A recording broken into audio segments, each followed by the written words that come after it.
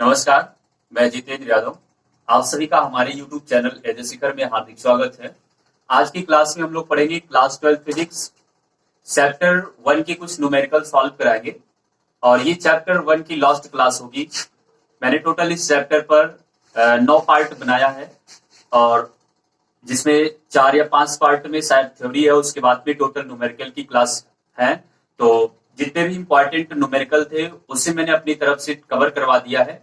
यदि आप इतने न्यूमेरिकल लगा ले जाते हैं तो उम्मीद करता हूं कि इस टाइप के जो भी न्यूमेरिकल होंगे आप बेहिचक सॉल्व कर ले जाएंगे। तो आज का पहला क्वेश्चन आप लोग देखेंगे। एक समबाहु त्रिभुज, एक समबाहु त्रिभुज ए बी सी के शीर्ष ए पर प्लस 0.1 माइक्रो कूलाम का आवेश रखा है।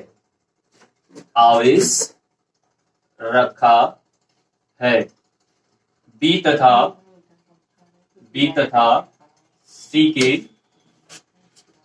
मध्य बिंदु पर वैद्युत क्षेत्र की तीव्रता ज्ञात कीजिए।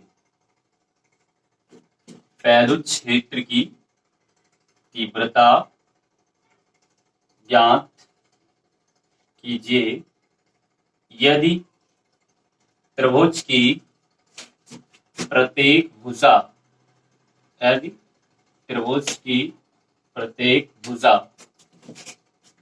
10 सेंटीमीटर हो। एक समबाहु त्रिभुज एबीसी है जिसके शीर्ष ए पर 0.1 माइक्रो कूलाम का आवेश रखा है। त्रिभुज की प्रत्येक भुजाओं का मान 10 सेंटीमीटर दिया गया है। तो उसके यानी बी और सी के मध्य बिंदु पर आपको निकालना है वैद्युत क्षेत्र की तीव्रता। तो मान लेते हैं कि यह एक समबाहु त्रिभुज है ए बी सी। यहां पर जो आवेश रखा है Q बराबर वो 0.1 माइक्रो कूलाम का है। बी और सी के मध्य बिंदु पर आपको निकालना है तीव्रता। तो मान लेते हैं इसका मध्य बिंदु O है जहां पर तीव्रता ज्ञात करनी है। इसको यहां से ऐसे मिला देते हैं। प्रत्येक भुजा 10 सेंटीमीटर है, यानी ये टोटल ये वाली भी डिस्टेंस 10 सेंटीमीटर हो जाएगी और ये भी 10 सेंटीमीटर होगा।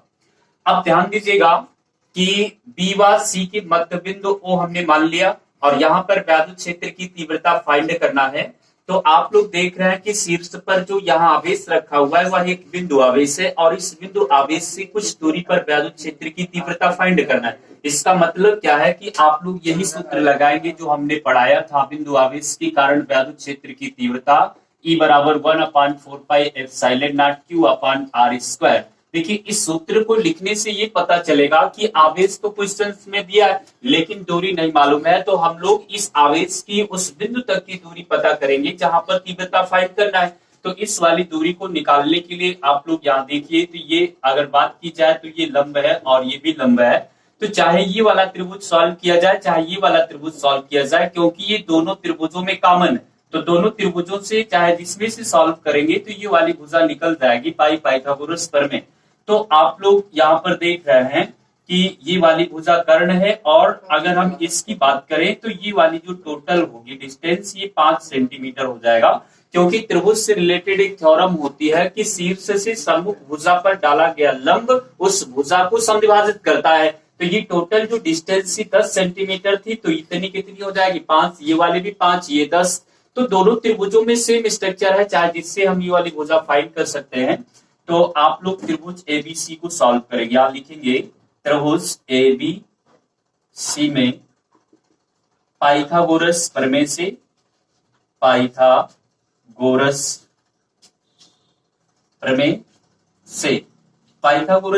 से कर्ण यानी लंब का स्क्वायर निकालना है। थोड़ा डायरेक्टली कर दे रहे हैं, यानी लंब बराबर हो जाएगा कर्ण का स्क्वायर माइनस आधार का स्क्वायर।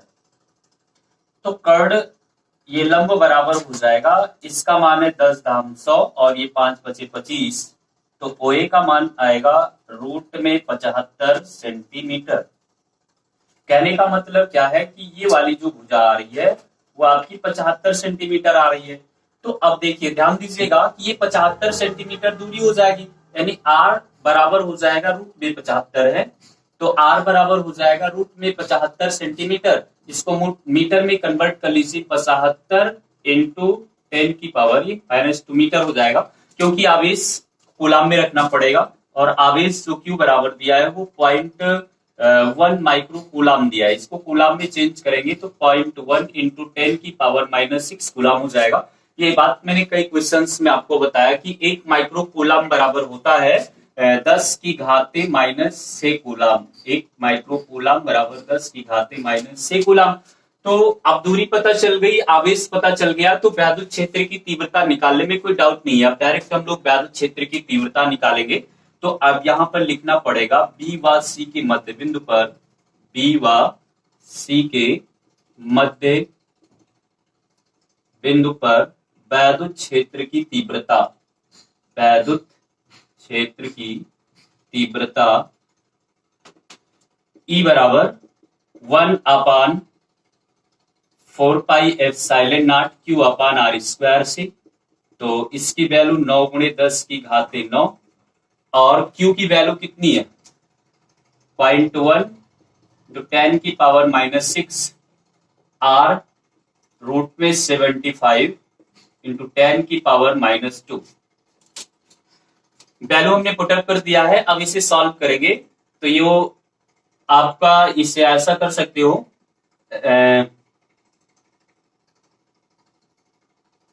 चलिए इसको हम 0.9 बना दे रहे हैं मल्टीप्लाई करने पर, और ये हो जाएगा 10 की पावर 9 में से इस घटेगा कितना आएगा +3, रूट 75 है, 25 तिया 75 होता है, 25 तिया 75। तो इसे आप 25 और गुणे 3 लिख सकते हो, तो 25 का वर्गमूल 5 और गुणे √3, तो यानी ये बन जाएगा 5 गुणे √3, और ये 10 की घाते 2 ऊपर गया तो +2 हो जाएगा। ठीक है, अब ध्यान दीजिए, ये 0.9 बटे 5 गुणे 1.732 इसकी वैल्यू होती है √3 की, और 10 की घाते 5 बनाएगा। ई बराबर हो जाएगा 0.9, 5 दूनी 10 की 0, 5 तिया 15, 1 16, 5 सत्ते 35 और 1 36, 5 एकम 5 और 3 8, 3 अंक पर दशमलव गुणे 10 की घाते 5। दशमलव से दशमलव हटाएंगे, यहाँ 1 अंक यहाँ 3 अंक, इसका मतलब यहाँ 0 बढ़ेगा। तो ई बराबर हो जाएगा 900 बटे 8660 गुणे 10 की घाते 5। तो आप चाहो तो यहां से दशमलव हटा लो, और नहीं तो इसको ऐसे ही रहने दो। तो कितनी बार जाएगा, 3 दूनी 6, 3 8 24, नहीं कटेगा। तो देखिएगा इसको पूरा जब हम लोग सॉल्व आउट करेंगे तो ये आएगा 1.2, इसको सॉल्व करने पर आएगा 1.2 इंटू 10 की पावर 5 न्यूटन प्रति कूलाम। ये वैद्युत क्षेत्र की तीव्रता का मात्रक, यानी ई बराबर आएगा 1.2 इंटू 10 की पावर 5 न्यूटन प्रति कूलाम। तो ये आंसर होगा। ये भाग आप जब कराएंगे इसका तो 1.2 ही आएगा। तो इस तरह से इस क्वेश्चन को हम लोग सॉल्व कर सकते हैं। इसके बाद में नेक्स्ट क्वेश्चन आप लोग देखिएगा, कुछ बिल्कुल ही जो डिफरेंट टाइप की क्वेश्चंस हैं आज की क्लास में मैं उन्हें पढ़ा रहा हूं, मतलब हर क्वेश्चन आपको डिफरेंट मिलेंगे। तो चलिए ध्यान दीजिएगा।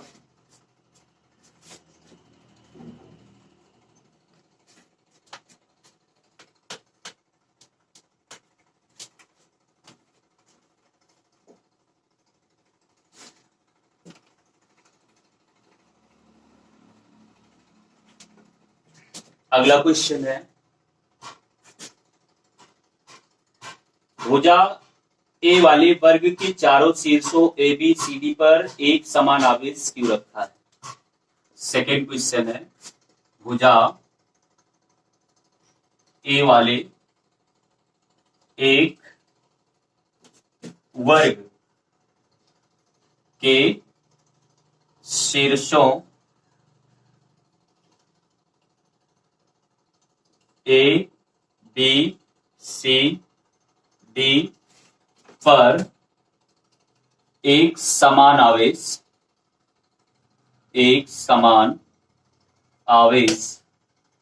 क्यों रखा, एक समान आवेश क्यों रखा है। आगे कहा जा रहा है कि बिंदु डी पर रखे आवेश पर लगने वाला बल ज्ञात कीजिए। बिंदु डी पर रखे आवेश पर लगने वाला बल ज्ञात कीजिए। लगने वाला बल ज्ञात कीजिए। देखिए क्वेश्चन में जो कह रहा है वो हम लोग करेंगे, मतलब हर एक क्वेश्चन को आप विजुलाइज किया करो, बिल्कुल चित्रों में प्रदर्शित किया करो। चित्रों में प्रदर्शित कर लेने से बिल्कुल कॉन्फिडेंस हो जाता है कि हाँ क्वेश्चन आसान हो गया है, हम लोग सॉल्व कर ले जाएंगे। तो एक भुजा वाला एक वर्ग है, तो हम लोग क्या करेंगे कि एक भुजा वाला एक वर्ग बनाएंगे, इसका नाम रख लेते हैं ए बी सी डी। ऐसा क्वेश्चंस में भी कहा गया है। प्रत्येक शीर्ष यानी एबीसीडी पर क्यों कूलाम का आवेश रखा, यहाँ पर क्यों आवेश होगा, यहाँ पर भी क्यों आवेश, यहाँ पर भी और यहाँ पर क्यों आवेश होगा। बिंदु डी पर आपको बल ज्ञात करना है, मतलब यहाँ पर बल ज्ञात करना है। तो ध्यान दीजिएगा, जब बिंदु डी पर बल ज्ञात करना है तो सबसे पहले हम लोग ये पता करेंगे कि बिंदु डी पर कितने बल कार्य करेंगे। तो अगर हम लोग बात करें यहां पर इस वाले बिंदु पर जो आवेश क्यों रखा है, इसके कारण जो बल कार्य करेगा, इसके कारण जो बल कार्य करेगा उसकी डायरेक्शन कुछ इस तरह से हो जाएगी। ये मान लेते हैं कि ये आपका F1, मतलब क्या होगा कि वैद्युत बल के जो डायरेक्शंस होते हैं वो जो पॉजिटिव चार्ज से दूर होगा, तो यदि प्रतिकर्षण बल लगेगा तो प्रतिकर्षण बल इधर को आप दिखाएंगे और फिर वही सेम सिचुएशन यहां भी होगी, इसके कारण भी इस पर भी प्रतिकर्षण बल लगेगा। मान लो F2 है, उसके बाद में इस बिंदु डी पर एक बल और कार्य करेगा इस वाले आवेश के कारण। तो इस वाले आवेश को आप लोग क्या करोगे कि ऐसे मिला दोगे, मतलब ये इसके विकर्ण पर कार्यरत होगा। तो इसके कारण जो बल कार्य करेगा उससे हम मान लेते हैं कि F3 है। हमारे कहने का मतलब क्या है कि बिंदु डी पर टोटल 3 बल कार्य करेंगे, एक बिंदु सी पर रखे आवेश के कारण, और एक बिंदु ए पर रखे आवेश के कारण, और एक बिंदु बी पर रखे आवेश के कारण। 3 बिंदु है, तीनों बिंदुओं पर रखे आवेशों के कारण इस पर 3 बल कार्य करेंगे, F1, F2 और F3। अगर हम लोग बात करें F1 और F2 की, तो F1 और F2 के बीच में ये टोटल 90 डिग्री का कोण बनेगा। और अगर हम केवल यहां पर बात करें ए इसकी और इसकी, तो ये दोनों के बीच में 45-45 अंश का कोण बनेगा। तो ये इतनी बात आपको इसमें ध्यान रखना। हाँ, एक बात और भी ध्यान रखना है कि ये जो वर्ग दिया है इसकी प्रत्येक भुजा ए है, मतलब वैसा भी होता भी है कि वर्ग की चारों भुजाएं आपस में बराबर होती है।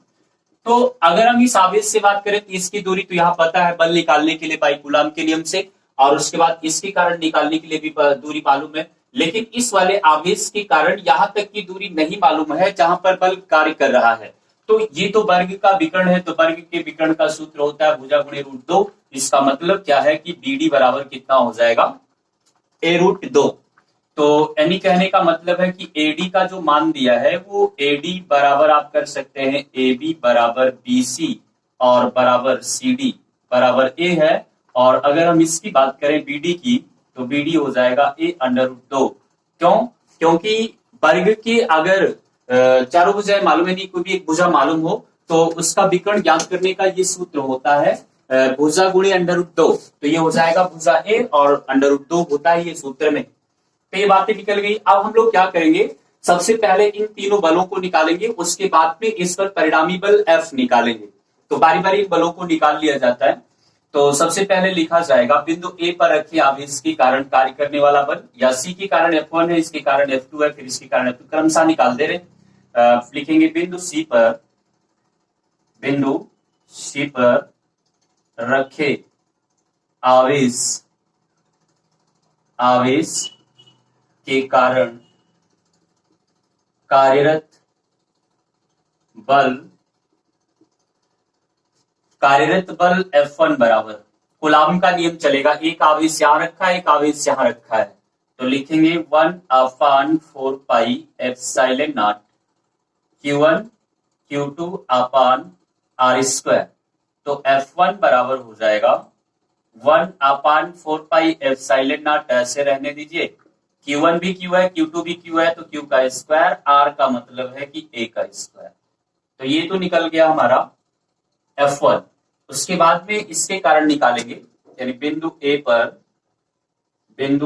पर रखे,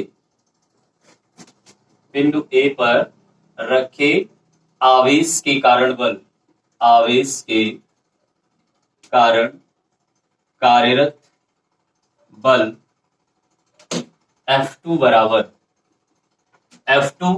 बराबर वही सूत्र लगेगा, यानी 1/4 epsilon naught Q1 Q2 upon R square. तो F2 बराबर हो जाएगा 1/4 एप्सिलॉन नॉट, ये हो जाएगा Q square upon A square, same ऐसे ही होगा। इसके बाद में अब बिंदु B पर आवेश के कारण निकालेंगे, बिंदु B पर रखे आवेश के कारण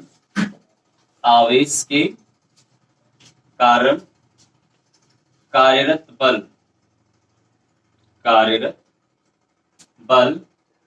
F3 बराबर, ये भी हो जाएगा 1/4 epsilon naught Q1 Q2 upon R square, या F3 बराबर हो जाएगा 1/4 एप्सिलॉन नॉट, वही होगा Q स्क्वायर अपान, ये दूरी इसकी जो है वो A√2 है, तो इसका मतलब क्या होगा कि 2A स्क्वायर हो जाएगा, A√2 का स्क्वायर करेंगे, √2 का स्क्वायर 2 और A स्क्वायर।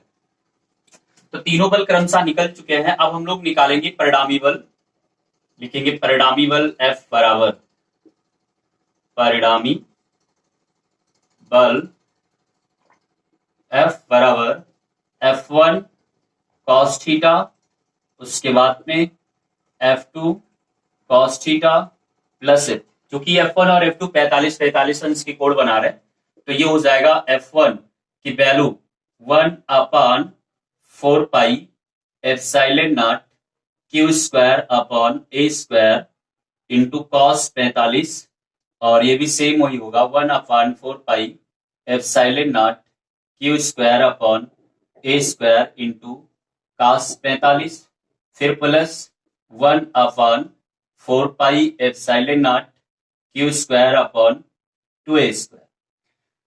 अब आगे ध्यान दीजिएगा, यहां पर अगर हम बात करें तो cos 45 की वैल्यू 1/√2 और यहां भी हो जाएगा 1/√2, या डायरेक्ट इतना फिर कर लेते हैं, ये हो जाएगा 1/4 पाई epsilon not Q square upon A square, common कर लेते हैं, इतना हर पदों में कॉमन है। फिर cos 45 की वैल्यू रखेंगे 1/√2 आएगा, और इसकी भी वैल्यू आएगा 1/√2, और प्लस यहां पर क्या बचा है 1/2, तो F बराबर हो जाएगा 1/4 पाई epsilon not Q square upon A square, ये दोनों जुड़ेगा तो 2/√2 आएगा, और प्लस 1/2। अगर इसे और सॉल्व किया जाए तो इधर सॉल्व कर दे रहे हैं,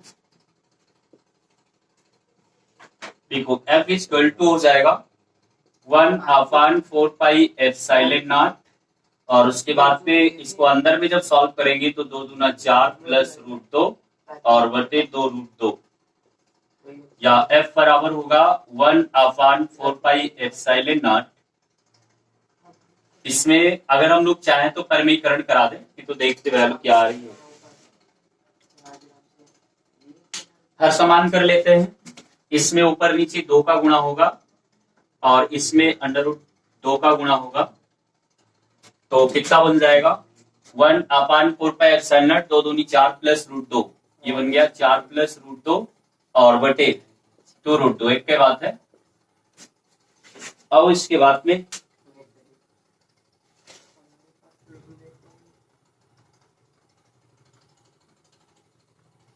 कोई बात नहीं है, इसका आंसर आप लोग यहाँ पर ध्यान से देखिएगा, इस तरह से लिख सकते हैं, वो भी सही है। तो यहाँ पे √2 का मल्टीप्लाई कराना पड़ेगा परमीकरण कराने के लिए।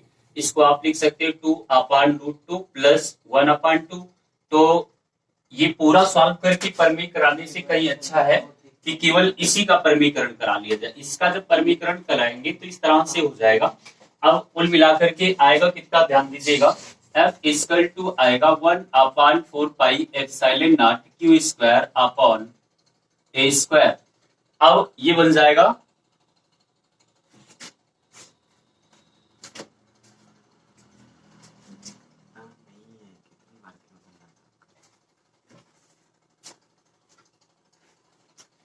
अब ध्यान देना, ये तो बन जाएगा 2√2, नीचे 2 कैंसिल होगा तो ये हो जाएगा √2 प्लस 1/2। तो ये इस सवाल का आंसर हो जाएगा। तो इस तरह से इसको सॉल्व कर सकते हैं। तो वहां पे ध्यान दीजिएगा, थोड़ा सा कैलकुलेशन घबराते हुए नहीं करना है कि अगर आप पूरा सॉल्व करेंगे तो पूरा सॉल्व करने पर थोड़ा लंबी जाएगा, और इसी का जिसमें रूट आ रहा है उसी का अलग से आप परमीकरण करा लीजिए, बस तुरंत सॉल्व हो जाएगा। तो ये रहा है क्वेश्चन। इसके बाद में नेक्स्ट देखिएगा,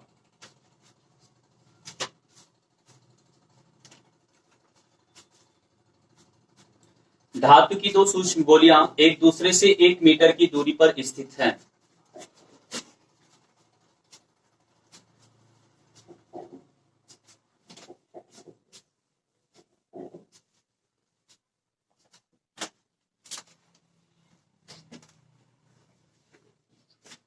धातु की, तीसरा क्वेश्चन है, धातु की दो सूक्ष्म गोलियां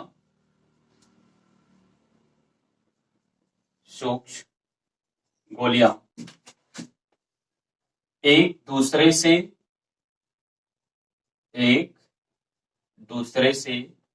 1 मीटर की दूरी पर रखी। धातु की दो सूक्ष्म गोलियां एक दूसरे से 1 मीटर की दूरी पर रखी है। प्रत्येक का द्रव्यमान 10⁻² किलोग्राम है। प्रत्येक का द्रव्यमान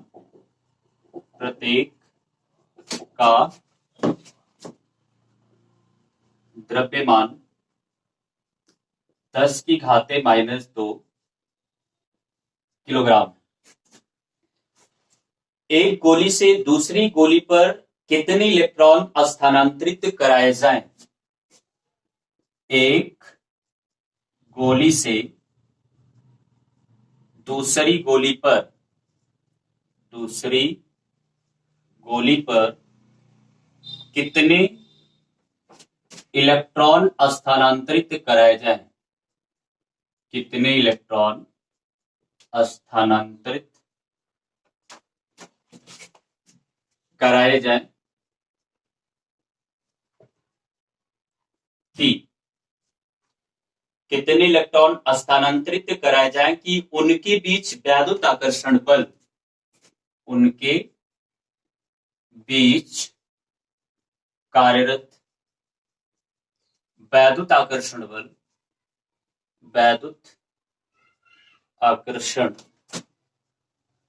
बल गुरुत्वाकर्षण बल का 3.46 गुना 3.46 गुना। तो ये क्वेश्चन है। तो बिल्कुल देखिए, क्वेश्चन को ध्यान से पढ़ेंगे और उसमें जो जो कहा जा रहा है वो करते रहेंगे। कुछ है नहीं, बहुत आसानी से सॉल्व किया जा सकता है। धातु की दो सूक्ष्म गोलियां एक दूसरे से 1 मीटर की दूरी पर रखी। मान लेते हैं कि एक बिंदु ए है और एक बिंदु बी है। एक गोली यहां रखी है और दूसरी गोली यहां पर रखी है। दोनों गोलियों के बीच की दूरी 1 मीटर की क्वेश्चन में कहा गया। प्रत्येक का द्रव्यमान 10⁻² किलोग्राम है। मान लो इस गोली का द्रव्यमान m1, तो ये भी 10⁻² किलोग्राम, और इसका द्रव्यमान m2, तो ये भी है 10⁻² किलोग्राम। एक गोली से दूसरी गोली पर कितने इलेक्ट्रॉन स्थानांतरित कराए जाए? कितने इलेक्ट्रॉन स्थानांतरित कराए जाए का मतलब क्या है कि आपको नंबर्स ऑफ इलेक्ट्रॉन फाइंड करना, इलेक्ट्रॉनों की संख्या n जो है वो फाइंड करना है।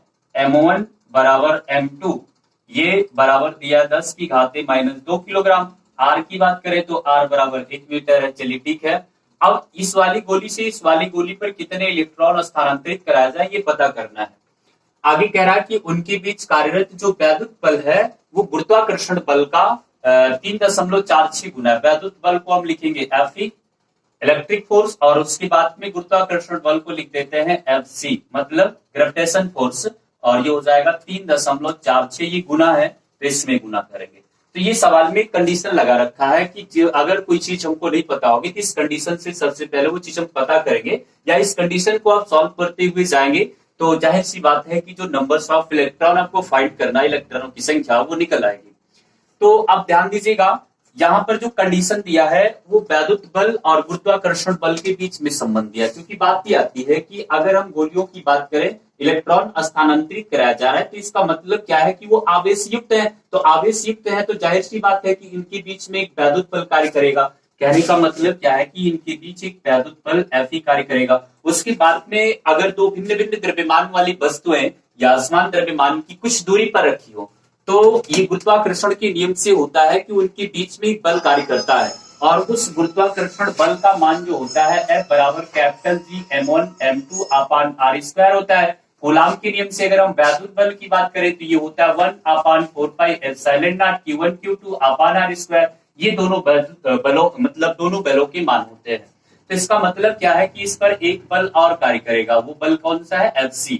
ये गुरुत्वाकर्षण के नियम से और ये कूलाम के नियम से है। तो पहले हम लोग क्या करेंगे कि दोनों बलों के अलग अलग मान निकालेंगे, उसके बाद इस दी हुई क्वेश्चन के कंडीशन के अकॉर्डिंग उसे सॉल्व करेंगे तो n की वैल्यू बहुत आराम से निकल जाएगी।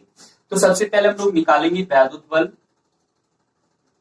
वैद्युत बल F equal to 1 upon 4 pi epsilon naught q1 q2 upon r square.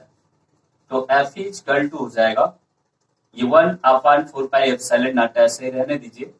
Q1 आपको आवेश पता ही नहीं है, इलेक्ट्रॉनों की संख्या पता करना है, तो Q बराबर जो यानी फार्मूला होता है वो लगा दीजिए। तो N इसकी भी वैल्यू होगी, N इसकी भी वैल्यू होगी, तो ये हो जाएगा N square upon R 1 metre है तो R स्क्वायर का मतलब है कि 1 का स्क्वायर। इसके बाद में अब निकालेंगे गुरुत्वाकर्षण बल। गुरुत्वाकर्षण बल Fg बराबर कैपिटल G m1 m2 अपान r स्क्वायर। ये होगा कैपिटल G की वैल्यू अभी बाद में रख देते हैं 6.67 और गुणे 10 की घाते -11 होता है, तो मान रख लिया जाता है। तो Fc की जो वैल्यू आएगी ये भी बाद में कैपिटल G के मान रख देते हैं। इसकी वैल्यू है 10 की घाते -2, स्क्वायर करने पर आएगा -4, क्योंकि m1 की भी वैल्यू -2 है 10 की, और इस पर भी उतना है। अब उसके बाद r का मान 1 है तो ऐसे रहने दीजिए। अब लिखेंगे प्रश्नानुसार according to question Fe equal to Fg, लेकिन 3.46 की गुना के साथ, ये बराबर है। तो इसका मान हमने क्या निकाला है? 1 upon 4 pi epsilon not n square E square upon 1 होगा, और उसके बाद ये 3.46 गुणे ये हो जाएगा कैपिटल G, और उसके बाद में 10 की घाते -4 बटाए, हाँ इसका मान होता है 9 गुणे 10 की घाते 9। ये n स्क्वायर ई स्क्वायर ऐसे रहने दो, और ये हो जाएगा 3.46 गुणे 6.67 गुणे 10 की घाते -11, इसका मान होगा 10 की घाते -4। तो हम लोग को इसका मान निकालना है n स्क्वायर का, तो डायरेक्ट n स्क्वायर करेंगे तो n स्क्वायर बराबर क्या हो जाएगा 3.46 और गुणे 6.67 गुणे 10 की घाते -11 और 4 15 बटा, ये चीज इसके गुणे में था बटा में आएगा, तो ये हो जाएगा 9 गुणे 10 की घाते 9। इसकी वैल्यू है 1.6 गुणे 10 की घाते -19, स्क्वायर करा लेंगे तो ये हो जाएगा n स्क्वायर बराबर 3 इसका जब पूरा इन दोनों का मल्टीप्लाई करेंगे तो ये आएगा 23.182 और गुणे 10 की घाते -15। इसको आप गुणा करके चेक कर लीजिएगा, यही आना चाहिए। और उसके बाद में 16 का वर्ग होता है 256.256 और उसका जब 9 में मल्टीप्लाई कराएंगे तो आएगा 23.04 नियर अबाउट में, और गुणे 10 की घाते ये हो जाएगा -19 दुनिया 38। तो इसे तो आप लगभग में काट सकते हैं। मेरा बहुत कैलकुलेशन आसान करने के लिए इसको आप लगभग में काट सकते हो, क्योंकि स्क्वायर रूट लेना पड़ेगा तो स्क्वायर रूट लेने के लिए थोड़ा सा कैलकुलेशन जो होगा वो डिफिकल्ट हो जाएगा, इसलिए इसको काट देंगे। तो n स्क्वायर इक्वल टू आ रहा है 10 की घाते -15 और ये ऊपर गया तो +38 हो जाएगा। तो अगर इसका हम लोग वर्गमूल निकालेंगे तो कितना हो जाएगा, कितना आ रहा है ध्यान से देखिएगा। घटाने पर 10 की घाते शायद 13 आएगा, या फिर आप लोग ऐसा कर लीजिए, ये दशमलव से यहाँ दशमलव हटा लीजिए तो यहाँ एक 10 बढ़ेगा, तो 38 की जगह पर ये हो जाएगा 37 और ऊपर गया तो इसमें से घटाएंगे तो आना चाहिए यहाँ पर 2, कहीं पर कुछ फॉल्ट है। 10 की घाते 9 भी यहाँ पर है, तो 10 की घाते अगर 9 भी है तो इसका मतलब क्या है कि ये टोटल कितना हो जाएगा, 38 और 9 इसमें घटेगा तो आएगा ये टोटल 10। टोटल कितना आएगा 10। 10 की घाते 19 दूना 38 और ये 15, 11 4 15 और उसके बाद 10 की घाते 9 यहां हुआ है, और 10 की घाते 38 होगा, और उसमें से अगर 38 में से 9 घटेगा, सॉरी 38 में से 9 घटेगा तो ये आएगा आपका डायरेक्ट 29 माइनस में, और 29 ऊपर गया तो प्लस का 29, 14 और 15 29 होता है। कुछ भी सॉल्व करने की, दशमलव सॉल्व करने की कोई जरूरत नहीं है, और ये आएगा 14, तो n बराबर हो जाएगा रूट में 10 की घाते 14, घात आधी हो जाती है तो n बराबर आएगा 10 की घाते 7। कितने इलेक्ट्रॉन स्थानांतरित कराए जाएंगे, 10 की घाते 7, तो ये आंसर होगा।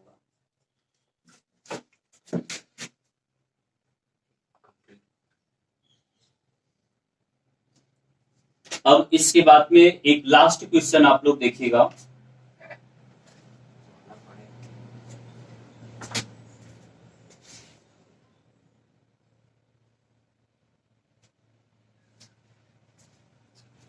एक इस चैप्टर का लास्ट क्वेश्चन है।